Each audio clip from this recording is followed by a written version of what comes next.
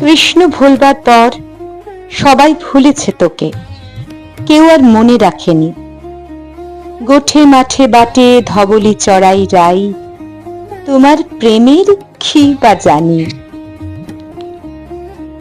সত্যি কিছু জানতো না তো সে, শুধু শিকারের লোভে, শুধু জয়ের নেশায় এসেছিল।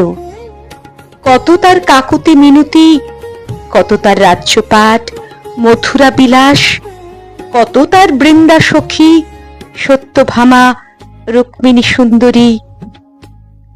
তার জীবন যাপন জুড়ে জেগে ওঠে ঐশ্বর্যের অদ্ভুত নাটক।